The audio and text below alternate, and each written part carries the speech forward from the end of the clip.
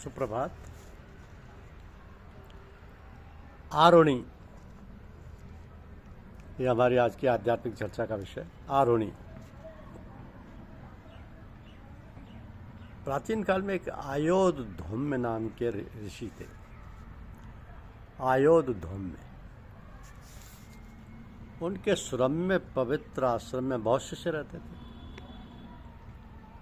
उनमें एक आरोणी नाम का शिष्य बड़ा ही नम्र, सेवाभावी और आज्ञापालक था। एक बार खूब वर्षा हुई।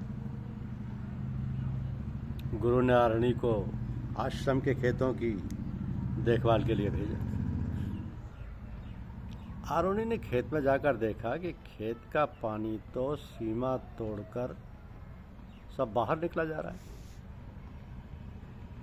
थोड़ी देर में तो सब पानी खेत की सारी पाल को तोड़ देगा और मिट्टी बह जाएगी। आरोणी ने कमर कसी, जहाँ से पानी निकल रहा था वहाँ मिट्टी डालना शुरू किया, परंतु पानी का वेग सब मिट्टी बहा ले जाती।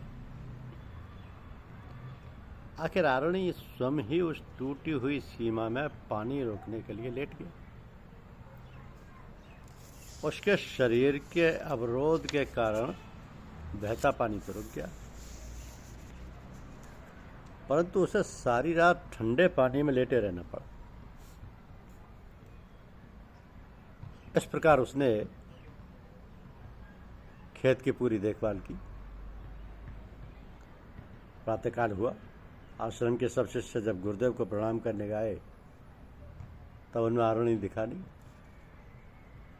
गुरु शिष्यों को साथ लेकर आरोणी को ढूंढने खेत की ओर गए और पुकार लगाई, आरोणी आरोणी।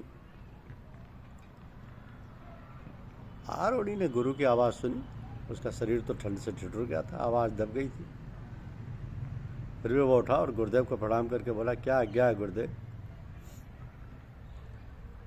गुरु आयो धौम्य का हृदय भर आया। शिष्य की सेवा देखकर उनका गुरुत्व छलक उठा।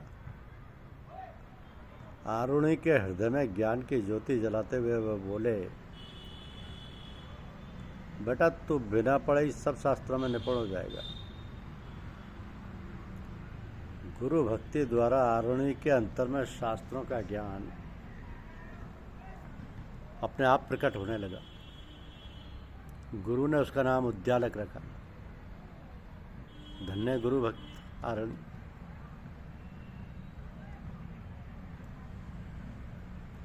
तू मुझे और आंगन दे दे, मैं अमृत की वर्षा कर। तू मुझे और आंगन दे दे। जो साधक तथाकथित अधूरे गुरुओं के जाल से बचकर सच्चे क्षत्रिय ब्रह्मनिष्ठ सद्गुरु को पूर्ण परमात्म स्वरूप जानकर हृदय के पवित्र भाव से उनकी सेवा भक्ति करते हैं, वे साधक आत्मज्ञान प्राप्त कर सकते हैं। सद्गुरु की जो सेवा करते हैं वे संपूर्ण विश्व की सेवा करते हैं। नम्रता और प्रेम से अहंकार और उकताए बिना हुई गुरुदेव की सेवा से साधक के हृदय मंदिर में आत्मज्ञान का प्रकाश जगमगा उठता है।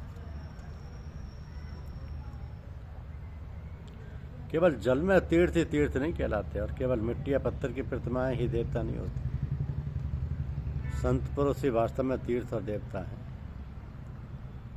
क्योंकि तीर्थ और प्रतिमा का बहुत समय तक सेवन किया जाए तब वे पवित्र करते हैं, परंतु संत पुरुष तो दर्शन मात्र से ही कृतार्थ कर देते हैं।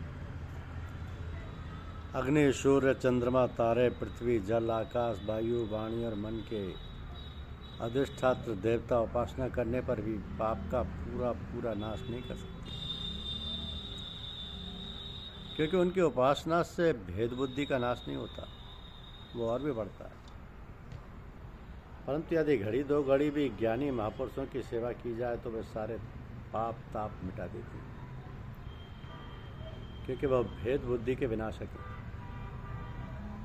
जो मनुष्य वात, पित्त और कफ इन 3 धातुओं से बने हुए समतुल्य शरीर को ही आत्मा अपना, मैं तथा स्त्री पुत्र आदि को ही अपना तथा मिट्टी पत्थर काष्ठ आदि पार्थिव विकारों को ईष्टदेव मानता है तथा जो केवल जल को ही तीर्थ समझता है, ज्ञानी महापुरुषों को नहीं। तो मनुष्य होने पर भी पशुओं में नीच ही। धन्यवाद।